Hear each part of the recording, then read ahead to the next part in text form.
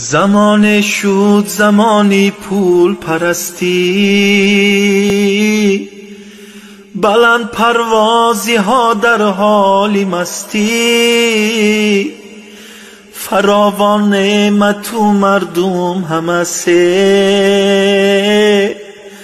ولی ادراکی ما در حالی پستی. کجا شد احترامی یک دیگرها، سراغی خشتن جان و جگرها. جدا شد دادره از خواهری خود، کجا شد نقطه‌ای نک از نظرها. عجایب یک زمان آمد سری ما،